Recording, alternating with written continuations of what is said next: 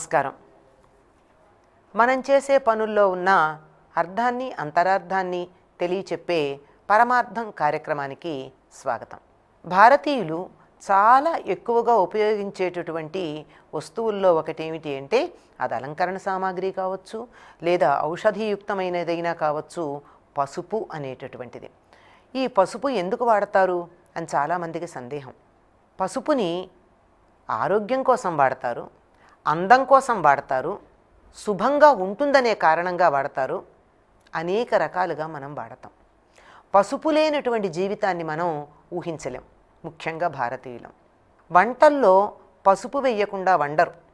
అది ఒక్క తీపి పదార్థాలు మినహాయించినట్టయితే మిగిలినటువంటి ఉప్పు వేసేటటువంటి సమస్తమైన పదార్థాలలోనూ దానికి తోడుగా పసుపు కూడా జోడించటం ఉంటుంది. పసుపు జోడించటం వల్ల చూడ్డానికి మంచి రంగు వచ్చి ఆహ్లాదకరంగా కనిపించటమే కాదు, మన కంటికి కనపడనటువంటి ఆరోగ్యానికి హాని కలిగించే క్రిమికీటకాలు ఏమైనా ఉన్నట్టయితే అవన్నీ కూడా ఈ పసుపు అందులో వేయడం వల్ల సంహరించబడతాయి. చాలా గొప్ప క్రిమి సంహారకమైనటువంటిది పసుపు. ఆహార పదార్థాల్లో తరచుగా పసుపు వాడడం వల్ల ఎంతో గొప్ప ప్రయోజనం ఉందని చాలా దేశాలలో పరిశోధన చేసినటువంటి వైద్యశాస్త్ర నిపుణులు వెల్లడించిన నివేదికలో మనకు అర్థమవుతుంది. కోలన్ క్యాన్సర్ అనబడేటటువంటి వ్యాధి భారతీయుల్లో చాలా తక్కువ ఉండడానికి కారణం, చాలా వేరే క్యాన్సర్లన్నీ ఉన్నాయండి. కోలన్ క్యాన్సర్ రోగుల యొక్క సంఖ్య భారతీయుల్లో తక్కువగా ఉండడానికి కారణం ఏమిటంటే వీళ్ళు ప్రతినిత్యం ఆహారంలో పసుపుని ఒక ఉప్పు ఎంత అధికంగా వాడతామో తప్పనిసరిగా వాడతామో అంత తప్పనిసరిగా వాడడం కారణమని వారు చెప్పున్నారు. కనుక పసుపు వాడకం అనేది క్రిమి సంహారకం, ఆరోగ్యదాయకం. అంతేకాకుండా దీనివల్ల ఆనందం, ఆహ్లాదం, అందం ఇవి కూడా వస్తాయి. అందం ఎప్పుడూ కూడా ఆరోగ్యంతో జతపడి ఉంటుందండి.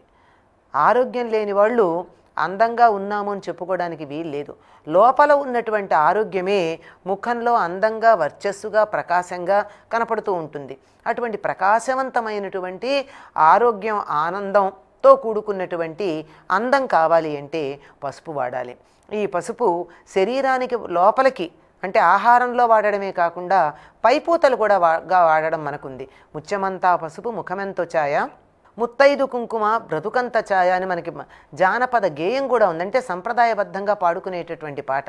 తప్పనిసరిగా ఆడవాళ్ళు ముఖానికి పసుపు రాచుకోవాలి అనేటటువంటి పద్ధతి ఒకటి ఉంది.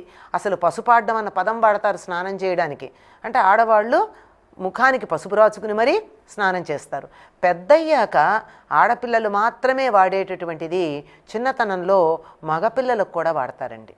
పసిపిల్లలుగా ఉన్నప్పుడు నలుగు పెట్టి స్నానం చేయించే రోజుల్లో తప్పనిసరిగా ఆ సున్నిపిండిలో పసుపు వేసేవారు. అంతేకాకుండా నీళ్లల్లో, మరుగుతున్న నీళ్లల్లో పసుపు వేసి అది బాగా మరిగిన తర్వాత మరి కాసింత నీళ్లతో కలిపి స్నానం చేయించేవారు. దానివల్ల ఒంటికి పట్టినటువంటి చీడపీడలు ఏమైనా గనక ఉన్నట్టయితే పోతాయి అనేటటువంటి ఒక పెద్ద విశ్వాసం ఉంది. విశ్వాసం ఏమిటి? వాస్తవం కూడాను.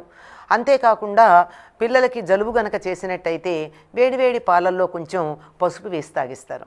అంతేకాకుండా పిల్లలకి బాగా జలుబు చేసి మరీ పసిపిల్లలు అనుకోండి, వాళ్ళకి అసలు పసుపు వేసిన పాలు తాగిస్తే ఘాటు తట్టుకోలేరు అని అనిపించింది అనుకోండి, ఇంట్లో ఉన్న పసుపు కొమ్మ ఒకటి అరగదీసినటువంటి పసుపు యొక్క కలికం వస్తుందే, ఆ కలికాన్ని కాస్త ఇలా మాడుపట్టున గనక పెట్టినట్టయితే వెంటనే జలుబు తగ్గుతుంది. ఈ విధంగా ఒక వైద్యుల్లాగా మనం పసుపుని వాడడం అన్నది ప్రధానంగా మనకి కనపడుతూ ఉంది. మరి ఆహారంలో లేదా ఇంట్లో ఆరోగ్యం కోసం పసుపుని వాడుకుని దాని యొక్క మేలుని మనం పొందుదాం. స్వస్తి.